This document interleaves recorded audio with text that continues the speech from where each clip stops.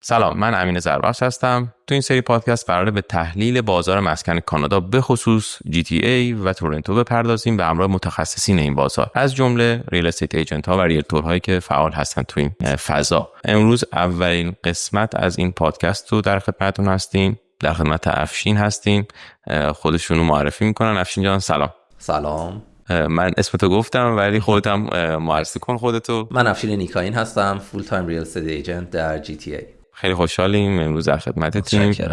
و چی شد که اومدی در فضای ریل استیت؟ من سالها قبل از اینکه بیام کانادا فردی رو دنبال میکردم به نام گرانت کاردون. کتابهاشو میخونده بودم و ویدیوها و پادکستاشو دنبال میکردم و یکی از فانتزی های من این بود که یه روزی در بازار مسکن آمریکای شمالی به عنوان ریل استیت ایجنت فعالیت کنم، قبل از اینکه فکر کنم حتی میخوام بیام کانادا، چه برسه به ریل استیت. و وقتی که اومدم کانادا قطعا این تو ذهنم اومد که من میتونم از اون چیزهایی که سالها خونده بودم استفاده کنم و به مردم کمک کنم برای بزرگترین ترانزکشن عمرشون. در چه حوزه کتاباش و میتونی معرفی کنی به ما؟ کتاباش در زمینه فروش هستش و معروف ترین کتابش این هستش که اگر نفروشی فروخته میشی و در زمینه فروش و ریل استیت هست. حتما کمک کرده بهت دیگه در این فضا. کمک کرده که بدونی فروش یعنی این نیستش که سر یه نفر رو گول بزنی که تو منتفع بشی.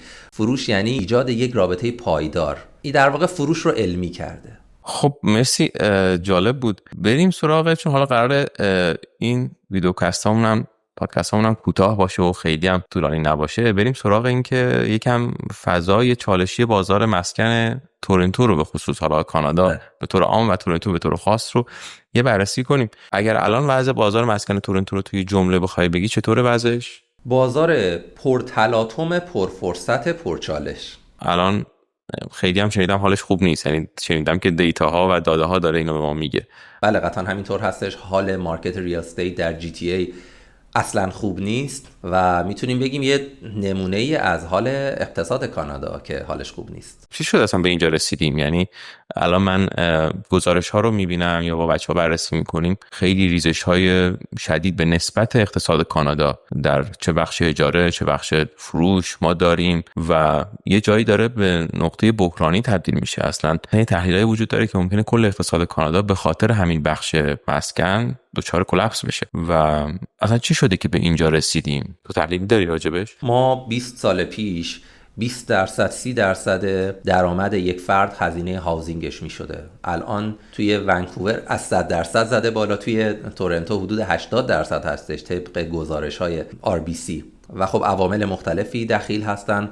افزایش نرخ بهره که باعث شده که مردم قدرت خریدشون بیاد پایین، افزایش بسیار نامتقارن نرخ مهاجرت. قبلا 15 سال پیش کانادا یه مقصد رویایی بوده برای مهاجرت، اما در 7-8 سال گذشته اتفاقی که افتاد، از یکی یا دو تا کشور خاص تعداد افراد زیادی مهاجرت کردن، عرضه و تقاضا به هم خورد، قیمت‌های خونه بالا رفت، نرخ بهره بالا رفت. سیاست‌های بانک مرکزی به شیوهی نبود که بتونه این تورم رو کنترل کنه و الان به یه نقطه لجام گسیخته‌ای رسیدیم. یعنی الان دلیلش رو بیشتر افزایش قیمت‌های سال‌های گذشته میدونی یا مسئله اقتصادی وجود داره در اقتصاد کانادا؟ یعنی قیمت‌ها خیلی بالا بوده و الان داره حبابش خالی میشه، یا نه قیمت‌ها به نظرت عادی بوده و سمت تقاضا به مشکل خورده؟ پیشبینی درستی انجام نشده بین ساخت و ساز، قدرت خرید مردم و نرخ تورم و نرخ بهره. اینها سیاست درستی پشتش نبوده و الان در حال حاضر کلی کاندو خالی الان میبینیم که ساخته شده،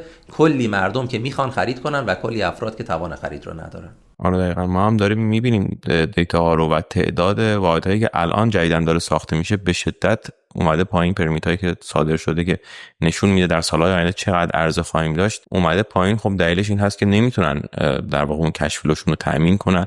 سازنده های قبلی احتمالاً بحرانی هست، امیدوارم که حالا از این بحران عبور کنیم، چون خب اقتصاد کانادا خیلی وابسته است به این بخش. افشین، این که قیمت ها هم در بخش اجاره و هم در بخش فروش مسکن رو، حالا در مورد این دو بخش، افشین، این کاهش قیمت هم در بخش اجاره بوده هم در بخش فروش و به نوعی میشه گفت این رکوده در هر دو بخش داره اتفاق میفته. ولی تو به عنوان یک متخصص در این حوزه کدومی که این دو بخش رو بیشتر رکودش رو میبینی و فکر میکنی کدومی که شدیدتر داره اتفاق میفته؟ ببین، رکود در فروش بیشتر هستش شما میتونی خونه نخری ولی نمیتونی خونه اجاره نکنی وقتی نیاز داری. ولی کاهش قیمت در اجاره بیشتر بوده. بله. و دلیلش چیه این کاهش قیمت اجاره؟ قیمت رو که ببین همیشه عرضه و تقاضا مشخص میکنه و وقتی که همیشه تقاضا کم هست قیمت هم میاد پایین‌تر. اما اگر در اجاره قیمت ها بیشتر افت کرده به خاطر قوانین مالک و مستاجر هستش. حتما شما شنیدین که در GTA قوانین مالک و مستاجر به شدت یک طرفه به نفع مستاجر هستش. اما همین یک طرفه بودن دودش داره میره تو چش خود مستاجر، چون صاحب خونه ها خیلی میترسن که خونهشون رو اجاره بدن، ترجیح میدن خونهشون خالی بمونه اما به هر کسی اجاره ندن و قیمت‌های بالاتر و در واقع شرایط سخت‌تر برای اجاره. درسته؟ بله. و اون مستاجری که خیلی اذیت شده وقتی که میخواسته خونه اجاره کنه، وقتی پاش میرسه به تو خونه از اون قدرتش استفاده میکنه و ممکنه صاحب خونه رو اذیت کنه. این چه ربطی به کاهش قیمت داره؟ در واقع چجوری این مربوط میشه به اینکه قیمت کاهش پیدا کنه؟ کاهش قیمت یه نسبت مستقیمی داره به تعداد واحدهای خالی موجود در مارکت که در چند سال گذشته با پیش‌بینی‌های نادرست انقدر کاندو زیاد ساخته شده و الان ما ویکنسی ریت رو خیلی بالا داریم و خب قیمت کاهش پیدا کرده. آره فکر می‌کنم رکورد هم زده. من دیدم در سال 2024 تعداد کاندوهای آماده شده رکورد چند سال گذشته کانادا رو شکونده و خیلی تعداد کاندوهای آماده شده زیاد. یه علت هم این داشته، ما خریدارها اینوستورهای خارجی داشتیم که اصلا مهم نیست براشون که این خونه خالی بمونه یا خالی نمونه و اومدن مثلا طرف از یک کشور خارجی اومده نقد یک کاندوی رو خریده، پیش خرید کرده و الان اون آماده شده و نمیخواد اجاره بده. الان از بازار کنار گذاشته شدن. درسته؟ نیستن دیگه توی بازار خریداران خارجی. یکی از دلایلی که به مارکت ریال استیت شوک وارد شده همین هستش که دیگه این پولهای خریداران خارجی در مارکت نیست، چون الان قانونی گذاشتن به نام NRST Non-Resident Speculation Tax، یعنی کسی که میخواد خونه بخره اگر خارجی باشه، اگر PR نداشته باشه، باید 25% نقد در زمان کلوزینگ بیشتر پول بده و نمیصرفه و برای همین خریداران نیستند. آره طبیعتا. حالا ببین سوال همیشه توی بازار مسکن اینه، احتمالا از شما هم خیلی این سوال زیاد اتفاق میفته که آقا کی بخریم، کی وقت خریده، یا حالا بحث اجاره که معمولا خیلی زمان نداره، شما وقتی در واقع مستاجری بعد سال بعد دوباره بری اجاره کنی، ولی در مورد خرید این سوال خیلی زیاده که کی فرصت خریده و سوال بسیار مهمی هم هست، به قول معروف میگن سوال میلیون دلاریه. ولی این جواب مشخصی اصلا آیا داره یا نه؟ نظر تو در موردش چیه؟ چون صادقانه ما این رو زیاد میبینیم، من خودم احتمالا همه کسانی که دارم میبینم توی فضای مجازی تو سوشال مدیا، الانم که همه در اینستاگرام هستن و میبینن، خیلی تاکید میشه به این که الان وقت خریده. آقا اگر 2 سال پیش میخریدی تو ضرر بودی، ولی دیگه الان وقت خریده. حالا ما در بازارهای مالی هم این رو داریم دیگه، بازار وقتی دچار کاهش قیمت میشه همه میان میگن الان وقت خرید، ولی لزوما کسی نمیتونه اون کف قیمت رو شناسایی کنه. نظر تو در مورد اینکه کی وقت خریده چیه و اصلا چجوری میشه این زمانه رو مشخص کرد؟ ببین یه بخشی از پاسخ رو خودت گفتی، واضحا ما نمیتونیم کف قیمت رو تعیین کنیم. اگر میتونستیم تعیین کنیم که خب همون $1 میلیون که شما گفتی میشد. ولی دلیل این که همه تاکید میکنن الان وقت خریده به خاطر اینکه ما واضحا در بایرز مارکت هستیم. بایرز مارکت یعنی اینکه تعداد فروشنده ها بیشتر از تعداد خریدارها هست و وقتی که اینطور هست قدرت دست خریدار هست، میتونه بیشتر چک و چونه بزنه، آپشن های بیشتری داره. ولی اینکه تایم خرید هست به نظر من اصلا ربطی به مارکت نداره، ربطی به خود فرد داره. شما اگر فرد مناسب برای خرید هستی، خب بهتر هستش که هرچه سریعتر وارد بازار ریال استیت GTA بشی، چون اینجا ما در گلدن شوهورن هستیم، یعنی ما در لعل طلایی هستیم. از 20 سال گذشته در نظر بگیریم، همیشه در مقاطع 5 سال قیمت‌ها افزایش پیدا کرده. ممکنه قیمت‌ها 2 تا افزایش پیدا کرده باشه ولی یه دونه کاهش پیدا کرده. یعنی شما نمودارهای طولانی مدت رو نگاه کنید، همیشه صعودی بوده. آره طبیعتاً. ولی نکته‌ای که وجود داره این که خب الان ترس وجود داره توی بازار برای خرید. واقعیتش اون چیزی که حالا ما توی تحلیلات داریم می‌بینیم، با این ترس چیکار میشه کرد؟ یعنی آدم‌ها آیا دلشون رو بزنن به دریا و بیان خرید کنن اگر آماده هستن البته، یا نه از الان میتونن آمادگی رو ایجاد کنن؟ یه چیز تلخ بگم، قبلا میگفتن اگر شما 3 ماه پول مورگیج تو داری یعنی که شما کوالیفای هستی که برو خونه بخر، خیالت راحت. الان این عدد به 1 سال رسیده، یعنی 1 سال پول مورگیج تو اگر داری برو وارد کوالیفای هستی. آره. پس با ترسشون چیکار کنن؟ یعنی دلو بزنن به دریا؟ تو پیشنهادی داری؟ خب ترس طبیعیه، چون بزرگترین ترانزکشن عمرشون رو افراد دارن انجام میدن، ولی اون چیزی که اون ترس رو میتونه به حداقل خودش برسه داشتن اطلاعات هرچی بیشتر هستش. و اون اتفاقا اون چیزی که باید از ریاتورشون بخوان این هستش که اونها رو ادوکییت کنن.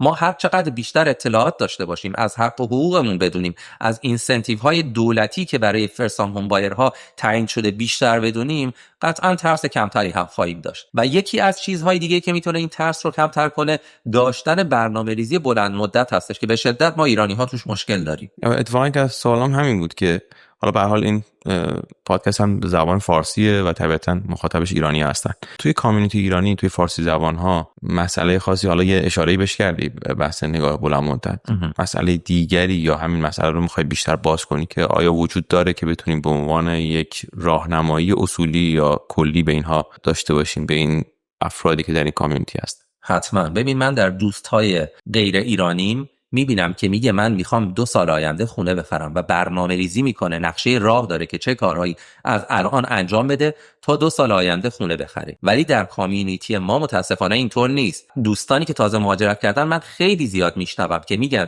ما میخوایم 1 سال دیگه خونه‌مون رو بفروشیم در ایران و پول داون پیمنتش رو بیایم اینجا خونه بخریم. خیلی اینجوریه، خیلی هم من شنیدم. ولی برنامه‌ریزی مالی مناسبی از الان انجام نمیدن و وقتی که پولشون رو میارن اینجا و میخوان خونه بخرن تازه میفهمن که چقدر چیزهای زیادی هستش که کاش میدونستیم که میتونستیم انتخاب بهتری داشته باشیم. مثل چی؟ مثل حسابهای FHSA یعنی First Time Home Buyer Saving Account. از الان میشه برنامه‌ریزی کرد. یکی از چیزهایی که افراد میتونن خرید بهتری داشته باشن کردیت اسکور بهتر هستش و سابقه مالی بهتر. سابقه مالی بهتر یک شبه ساخته نمیشه، 1 سال 2 سال طول میکشه تا ساخته بشه. شما مثلا اگر الان کردیت لیمیتتون 1000 تا باشه و یک بار 1100 تا مصرف کرده باشید، 2 سال آینده مشخص میشه که شما یک بار این رو بیشتر از حد خودش استفاده کردیم. برای همینه که میگم اگر 2 سال دیگه میخواین خونه بخرید باید الان حواستون باشه به این مسائل. آره دقیقاً. یه فرقی که داره در واقع بازار مسکن توی ایران، بازار مسکن توی حتی ترکیه، دبی، گرجستان، خیلی از ایرانی‌ها در اون طرف حالا دارن سرمایه گذاری میکنن، این هست که اون چیزی که من دیدم توی این مدت بازار مسکن در کانادا خیلی باید نگاه داده محور بهش داشت. بله. که فکر میکنم تو به خصوص خیلی این نگاه رو داری و تحلیل باید کرد، نمیشه همینجوری دلو به دریا زد. ما خب خودمون در این پادکست و حالا در پیج خودمون تلاشمون اینه که تحلیل هایی رو از این جنس ارائه بدیم، ولی میخوام راجع به این هم نظرت رو بگی. چقدر این داده هایی که توی مارکت وجود داره اصلا مهم هست، چقدر قابل ترجمه و قابل تحلیل هست برای تصمیم، برای حالا خرید یا هر سرمایه گذاری دیگری در این بازار، و چقدر شما میتونید کمک کنید به عنوان ریل استیت ایجنت در این فضا؟ 100% همینطور هست. ببین ترپ یا همون تورنتو ریجنال ریل استیت بورد هر ماه یه سری داده ها و گزارش هایی رو برای ما ریلتورها ارائه میده که ما بتونیم اونها رو شرح بدیم، توضیح بدیم به خریدارهامون، به فروشندگانمون. و اینا رو در اختیار شماست یا در اختیار کلاینت ها قرار میدین، تحلیل میدین بهشون؟ نحوه استفاده از این داده ها در شرایط مختلف مارکت متفاوت هست. مثلا ما الان در بایرز مارکت هستیم. ما نباید فقط برای خرید یک خونه به قیمتی که اون خونه لیست شده نگاه کنیم. ما باید به قیمت خونه هایی که فروش رفته در 6 ماه گذشته نگاه کنیم و تحلیل کنیم تا بتونیم قیمت واقعی یه ملک رو به دست بیاریم. یه سوال تو د پوینت هم بپرسم افشین جان، این که الان در فضای ریل استیت، در حوزه بازار مسکن، بهترین سرمایه گذاری، البته میدونم که خیلی سوال سختی و متغیرهای مختلف داره، بهترین سرمایه گذاری چه نوع خونه هایی هست؟ الان بازار کاندو چون خیلی پایینه خوبه واردش بشی، یا بازار خونه های دیتچ تاون هاوس خوبه، یا اصلا نه کاتیج هایی که حالا یه مقدار دورتر از شهر هستند؟ حالا متغیرهای مختلف داره ولی میخوام یه مقدار تحلیل تو رو بشنوم. تحلیل من این هستش که برای سرمایه گذاری همیشه بهتر هستش سرمایه گذاری انجام بدیم که تمام پولمون خرج خونه میشه. شما اگر یه کاندو بخوای بخری 1% از اون مورگیجت بابت مینتیننس فی میره و اگر یه کاندوی خیلی ارزون باشه مینتیننس فی خیلی بالایی داره. معمولا همینجوریه دقیقاً. آره، چون کاندوها هر چقدر قدیمی تر باشه مینتیننس فیش بالاتر هست و قطعا تو چنین شرایطی ما خریدن زمین هر چی باشه، دیتچ باشه، سمی دیتچ باشه یا فری هول تاون هاوس باشه بهتر هستش از کاندو تاون هاوس یا کاندو که شما باید یه فی ماهانه رو پرداخت کنید. اما طبیعتا قیمتش خیلی گرونتر هستش، قیمت زمین در جی تی ای.